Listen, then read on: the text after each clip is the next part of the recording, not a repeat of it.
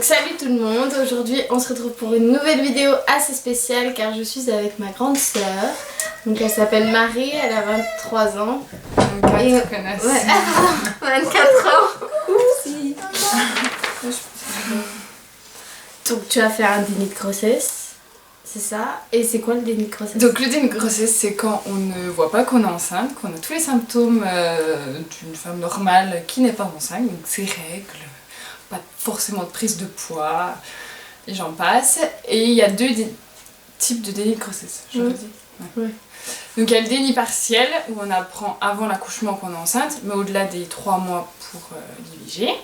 Et le déni de grossesse total où on apprend à l'accouchement qu'on est enceinte en fait. Donc ça concerne à peu près 800 à 2000 femmes en France. Donc ce n'est pas rare comme quoi les gens pensent que c'est rare, que c'est magique ou c'est de la magie qu'on cache un enfant. Non, ce n'est pas de la magie, c'est bien réel et c'est surtout un sujet tabou. Donc j'espère enlever ces idées des têtes des gens. Voilà. Oui. Donc tu t'en es aperçue comment en fait? Donc quand je suis revenue de Montpellier, j'avoue que j'avais perdu énormément de poids en allant à Montpellier. Ma vie se résumait à smoothie, salle de sport. Donc voilà, je n'étais pas bien grosse en arrivant ici. On vous le conseille pas. Ce n'est pas très bien d'ailleurs ce que j'ai fait. Et quand je suis revenue, je suis revenue sur Pontarlier, j'ai habité chez mes parents pour finir mon BTS. Et bah, qui dit on vit chez ses parents, on ne loupe pas de repas. Donc bah, moi je m'étais dit j'ai pris du poids parce que bah, je refais 3 repas par jour, je remange normalement, je fais des repas normaux on va dire. Et donc pour moi je n'avais pas... C'était normal en fait de oui, prendre... puis t'avais pas vraiment pris de ventre. Enfin, non, j'avais surtout pris un peu voilà, au niveau du cou. T'avais grossi, mais j'avais grossi, mais rien de particulier, pas juste à un seul endroit. Donc c'est vrai que ça m'avait pas mis la puce à l'oreille, en sachant que surtout j'avais mes règles, donc encore moins. Pour moi, c'était... Voilà, donc tu t'en es aperçue. Donc après... à Morée. Donc déjà ma maman, ça faisait quelques temps qu'elle me disait Marie, tu es peut-être enceinte, fais un test. Ouais. Elle s'en doutait, l'instinct maternel je pense, comme quoi même ma mère devait le savoir avant que moi je le sache. Ouais. Donc un coup j'ai quand même fait un test de grossesse histoire de rassurer tout le monde et que les gens arrêtent de me poser des questions pourquoi j'avais pris du poids. J'ai fait un test de grossesse qui était négatif. Donc pour moi c'était clair, c'était je ne suis pas enceinte, vous avez la preuve, voilà. Et à une semaine d'école, j'ai été malade et je suis allée voir un médecin du coup à Morée et le médecin m'a dit de faire une prise de sang. Et la prise de sang, bingo, j'étais enceinte. Donc premier coup de massue, deuxième coup de massue, c'est que je n'étais pas enceinte de moins de 3 mois, mais bien de 7 mois. Donc j'étais encore dans le sud avec mon ex. Donc voilà, j'étais plus avec ce jeune homme. Et le deuxième coup de massue du coup, donc célibataire, enceinte de 7 mois, encore en études. Ouais, pas de diplôme. Pas de diplôme, pas d'appart, pas indépendante, je vivais chez mes parents. Donc tout se bouscule, hein. Dans la tête on se dit c'est pas possible, ça peut pas m'arriver, ça n'arrive qu'aux autres. Et non, ça n'arrive pas qu'aux autres, ça peut arriver à tout le monde. Personne n'est intouchable. Donc et voilà. T'avais la contraception? J'avais la contraception, je me protégeais avec la pilule, donc voilà. En plus on va dire, c'était pas... c'est la petite couche de plus en disant que voilà finalement... Le petit pourcentage de pilules existe. Voilà, il existe vraiment, c'est pas du 100% fiable, il y a quand même une petite marge de... Petit pourcentage qu'elle a. Voilà. Donc...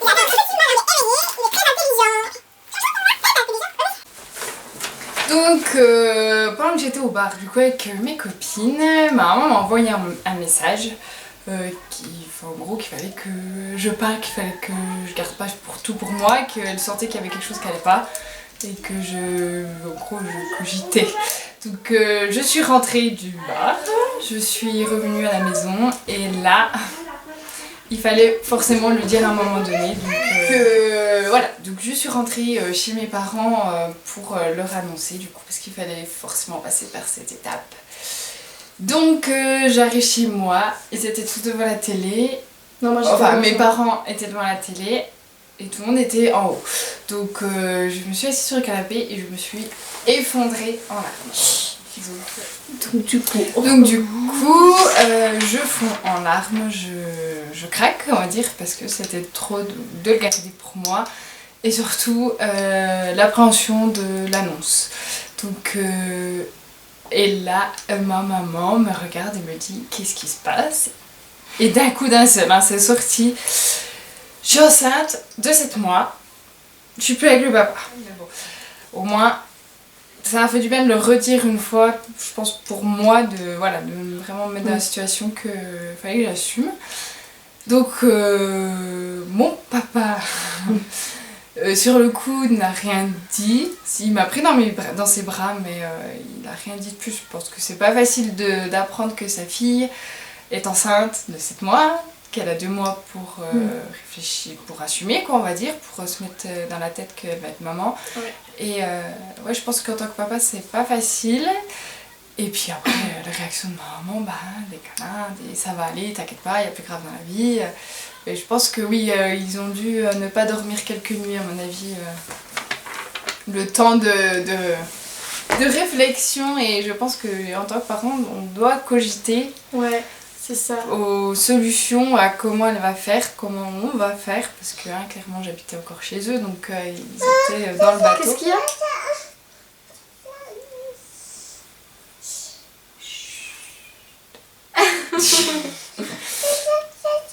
Tata?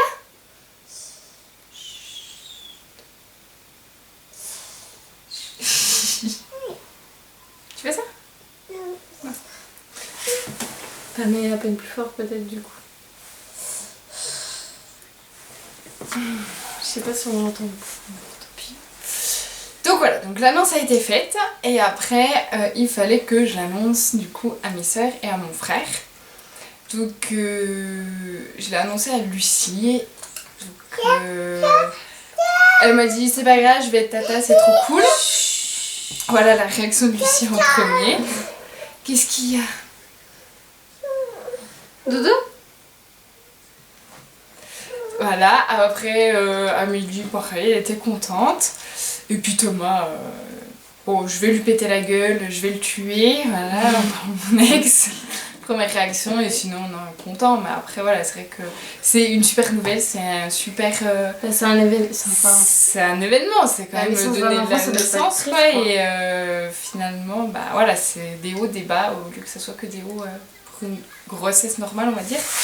Donc voilà, après l'annonce, il faut surtout assumer. Prendre rendez-vous chez le gynéco pour avoir une première échographie en sachant que je n'ai jamais eu d'échographie du coup. Donc voilà, pour savoir quand même si le bébé va bien, vu toutes les folies qu'il y a eu. Retourner au lycée, parce que voilà, en gros, le week-end avant j'étais en boîte, j'étais comme ça on va dire. L'annonce, le lendemain, je ne rentrais quasiment plus dans mes jeans. Donc je n'y croyais pas, hein. Je m'étais dit non, mais c'est pas possible. Mais si, c'est possible. Et ça grossit d'un coup. C'est impressionnant. On est mince et on devient enceinte de 7 mois. Voilà. Donc on ressort dans la rue. Les gens, ils vous ont vu en boîte, au restaurant, vous promener normal, on va dire. Ouais. 2-3 jours après, ils vous voient enceinte, quoi, de 7 mois. Après, t'as tout de suite assumé. Bon, après, il faut assumer. Je vous avoue que la première balade en ville n'a pas été facile. Le regard des gens n'est pas facile. Les critiques, parce qu'il y en a énormément, hein, on va pas se le cacher. Après, c'est à Pontarlier aussi. Après, c'est une petite ville, donc tout se sait vite, mais voilà, c'est vrai que les critiques. Tout se sait mal. Et après, les gens racontent leur ce qu'ils veulent. Hein. Et après, retourner au lycée. Donc au lycée et au boulot. Donc au lycée, ça a été. En fait, c'était l'hiver, donc j'ai réussi à le cacher au maximum jusqu'à ce que je sois arrêtée. Il y a très peu de gens qui l'ont su. Ah ouais, t'as réussi. Ouais. Je mettais des robes pulls amples. Ah ouais. Je mettais ma doudoune et une grande écharpe. En fait, ça faisait comme si j'avais plusieurs couches, donc ça faisait pas. Ouais, ventre enceinte. Ventre de femme enceinte, plutôt celle qui met 12 couches parce qu'elle a très froid. Donc j'ai réussi à le cacher. Certains profs ne l'ont jamais su, ils l'ont su qu'après l'accouchement. Donc on va dire que voilà, je me suis assez débrouillée pour qu'au lycée ça parte pas trop. Parce que voilà, Morée, en plus je suis arrivée en milieu d'année et j'arrive Je suis enceinte et je repars en congé mat, donc c'est vrai que Au revoir. les gens m'ont pas beaucoup vu. Mais non, Après ça va parce que tu étais en alternance. Donc j'étais en alternance, donc j'étais pas souvent au lycée, j'étais 2 semaines par mois. Mais j'ai réussi quand même on va dire, à le recacher. Oui, encore. puis t'étais vite en vacances scolaires puisque t'avais voilà. le BTS vite. Et il y avait le BTS assez rapidement parce que je l'ai appris au mois de février, du coup que j'étais enceinte. Après le retour au boulot, en sachant que j'étais en alternance. Donc le boulot, il faut l'annoncer au patron, l'annoncer aux collègues et en plus leur annoncer que du coup je vais bientôt être en congé mat et que je vais plus pouvoir travailler. Donc pareil, je suis arrivée en octobre et en mars j'étais en congé mat. Donc il faut que les gens le prennent assez bien, les gens comprennent que je suis enceinte, on va dire, du jour au lendemain, hein, on peut dire ça comme ça, et qu'il faut prendre toutes les dispositions, les aides, déclarer une grossesse. C'est assez compliqué, surtout quand on l'apprend tardivement. Le patron l'a plutôt bien pris. J'ai été tout de suite, les collègues vraiment top. Ils ont dit qu'ils seraient là. Donc c'est vrai que le premier jour de boulot, quand je suis retournée au boulot, pareil, j'ai mis un gros pull pour le cacher au maximum. Et puis le vendredi, jeudi, j'ai mis une robe assez moulante pour dire merde, voilà, j'assume. Je suis enceinte de 7 mois, je l'ai appris il y a une semaine et je le vis bien. Voilà. Oui, c'est vrai que au final, vite tu l'as vite accepté. Ça a été dur, on va dire que les premières nuits n'ont pas été faciles, mais oui. J'ai tout de suite été, on va dire, contente parce que voilà, c'est un événement quand même particulier, spécial. C'est magique, hein, d'avoir une grossesse et l'accouchement aussi. Donc, non, c'est vrai que j'ai été énormément entourée. J'ai eu une collègue en or, Aude, qui a été juste magique, trop bien. Mais tu vois, c'est bien parce que genre, j'ai des annoncé bien et tout. Non, j'en ai pas fait un malheur, on va dire. J'ai plutôt fait ça ma force. C'est maintenant mon petit chat, c'est ma force. Je ferai tout pour ce petit bonhomme. Donc après tout, je suis aux anges. J'adore, je ne regrette rien. Je regrette peut-être... Non, même pas, parce que je pense que si je l'avais su avant les 3 mois, malheureusement, j'aurais peut-être pas gardé. Donc finalement... On va dire que ce déni, ça a été une bonne chose car maintenant, j'ai un enfant, je suis comblée d'amour. Oui, parce que t'as quand même eu ton BTS. Et j'ai eu mon BTS. Par la suite direct. Parce que 2 semaines après l'accouchement, passer un diplôme, c'est quand même pas facile. Mais voilà, non, j'ai eu mon BTS, j'ai un boulot, j'ai mon appartement. Donc non, je suis aux anges avec mon petit bout de chou. Voilà. Donc on va passer à la partie où moi je donne mon ressenti. Parce que t'as vécu un déni de grossesse, mais c'est vrai que nous aussi, par le biais de toi, bon, c'était forcément moins dur parce que c'était pas à nous, d'assumer en fait. Enfin, oui, c'est ça. Voilà. C'est différent. Mais moi, ça a été un peu plus dur au début parce qu'il me piquait ma soeur quand même, ce petit bout de chien. C'était parce qu'on s'était retrouvés parce qu'elle était partie à Montpellier plusieurs années avant. Et que c'est vrai qu'on ne te voyait pas souvent. Enfin, tu rentrais, mais... Tu n'étais jamais toute seule quand je rentrais, j'étais avec mon ex. Donc, et du coup, c'était pas pareil. On n'avait pas la même relation qu'on a eu quand t'es rentrée. Ou quand t'es rentrée, en plus j'étais majeure, du coup on sortait. Enfin, on était tous les week-ends ensemble. Tout le temps les deux, et qu'après 400 coups. Après, ça a été un peu compliqué. Je le détestais sans vraiment le détester parce que... Je l'ai tout de suite aimé quand même, mais... Oui. Mais c'est sûr, c'est pas facile. Et je me disais, mais... Qu'est-ce qu'il fout celui-là? Il devrait pas être là, c'est pas le bon moment, mais au final, oui. Ouais, il nous remplit d'amour chaque jour, et puis je pourrais pas être sans lui maintenant. Genre, c'est pas possible d'imaginer une vie sans lui. Ouais. C'est toute ma vie, pour ceux qui me connaissent, c'est vraiment toute ma vie. Genre... Si je le vois pas pendant 2 semaines, je pleure, donc c'est voilà. Je savais pas tout ça. J'en apprends. Ouais, non, mais je le montre à tout le monde et tout. C'est ma plus grande fierté. Genre, j'ai l'impression que c'est le mien. Surtout que j'ai assisté à l'accouchement, du coup, ça Je sais pas, c'est comics ça d'ailleurs. Ouais, je vais pas raconter les détails, hein, c'est pas ma mue. C'est pas ce que vous croyez. Non, mais t'as quand même une relation particulière parce oui, que t'as été voilà. déjà la première à le porter. Oui, c'est moi, sûr. Donc, y a pas tout le monde, je pense, en tant que tata et marraine à c'est clair. porter son neveu dans la salle d'accouchement, quoi. Je pense que oui, ça doit être... Mais... Oui, donc au final, c'est vrai que je vais reprendre l'expression de ta copine. De Léna, On a fait un déni d'amour, clairement. D'ailleurs, elle a une page Insta qu'on mettra en barre d'infos. Allez voir, c'est top, il y a des témoignages. Vous comprendrez peut-être plus le déni de grossesse parce que c'est vraiment courant. C'est pas ce qu'on croit, mais c'est courant. Il n'y en a pas un tous les 100 ans, voilà. Donc vous irez voir sa page, c'est hyper intéressant. Et elle fait des super trucs, elle passe dans des elle a fait des maternelles et tout. Enfin voilà, c'est top. Donc allez voir sa page Insta juste en bas, voilà. Mais sinon, on va passer aux questions plus précises, plus scientifiques, on va dire, du déni de grossesse.